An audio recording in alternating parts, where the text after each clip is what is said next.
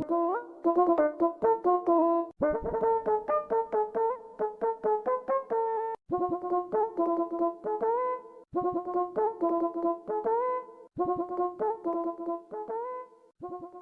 I first started learning about Islam, I didn't know anything and I was really confused. So when I went to the masjid, I realized the people there were even more confused than me. And when I left, I was even more confused. This is confusing.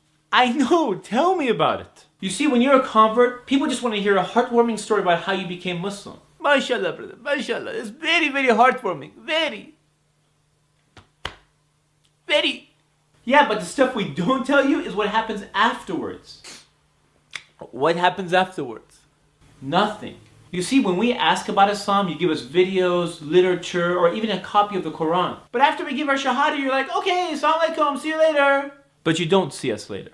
Instead, we're just left on our own, and people just assume that we'll figure it out. At a time when we first accept Islam, and we need that knowledge the most. And if you have that knowledge, it's your responsibility to give it to us. Some people think they have the ability to convert people, but they need to read the same Quran that they're passing out. Because the Quran clearly tells us that there's no compulsion in this religion. In other words, you cannot convert anyone. The hearts are not in your hands, but rather in the hands of our Creator. It is in Allah subhanahu wa ta'ala's hands, and only His hands. Now back to the convert thing. Right after we accept Islam, some people assume that we know everything.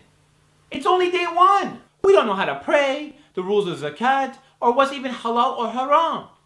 We don't know what those words even mean. Unfortunately, some of the old school people at the masjid assume that we should know everything, but we just became Muslim. Chill. Relax. We'll learn. Just give us some time, inshallah. The reality is that it's going to take more than just a few days for us to learn the basics. But unfortunately, some people are not patient and they freak out.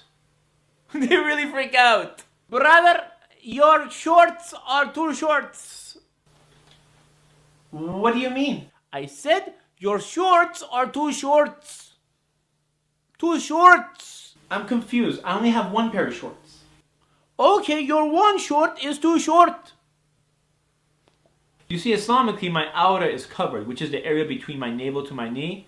So I really don't think this is about Islam. I think it's about him. But I don't want to argue, so I'll go wear a pair of pants. What? You need to pull up your pants above your ankles. Yes, I understand. But you know there's a hadith that when Abu Bakr was wearing... How long have you been Muslim? Just for a short time. You see you are back and short again.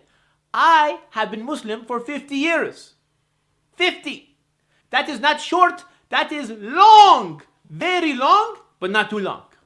Yeah, just because he's been Muslim for 50 years doesn't mean that he's correct. Brother, is that you? What did you say?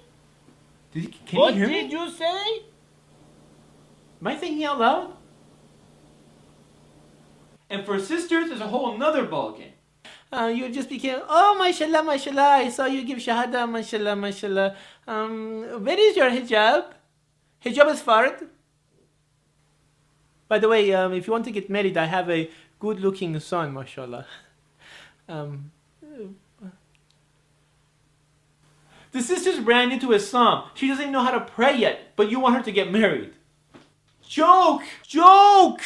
Give the sister some breathing room, and she'll get married when she's ready, inshallah. And for the cultural sisters who think they're better, and they backbite behind their new convert sister's back, it doesn't make you better.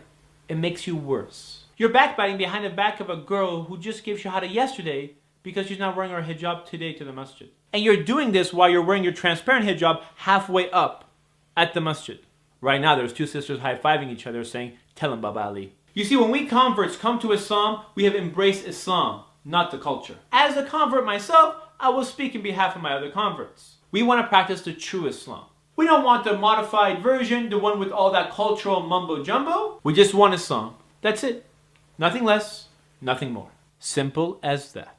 Do you know what bothers me the most? It is when some Muslims mix culture with Islam and call the whole thing Islam. And as a result, many people can't tell the difference between what is Islam and what is culture. And their kids can't tell. And the media can't tell. And many non-Muslims, they can't tell. And many of us Muslim converts, we can't tell either. It is these type of actions that give Islam a bad name. The ones who scare people at the masjid. The ones who make simple things very difficult. For my fellow Muslims, many of those who have been born to this deen, and many of those who have converted, don't lose hope because of the actions of a few.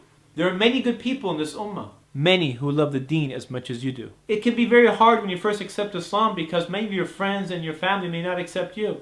But you have to remain strong and positive. Now if you can, try to put yourself around good people, those who have good actions and good behavior. It all starts with your aqidah because that is your foundation. And when your foundation is strong, you are strong. And if you don't have good people around you, try to learn from CDs and lectures so you can increase your knowledge, because knowledge is the key. And don't be fooled by the extremists who have compromised their deen for the sake of this dunya.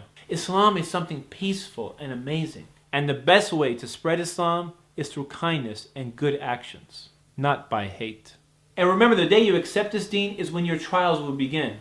And that's when Allah subhanahu wa ta'ala will test you and test you and test you, because this life is nothing more than a test. And when you feel alone sometimes, remember, nothing happens without the knowledge of Allah subhanahu wa ta'ala. You have to remain strong so you can make a positive difference in this world, because it is the actions of those who do good which inspire others to do good. This is Ali reminding you just in case you forgot. This is Ali reminding you just in case you forgot.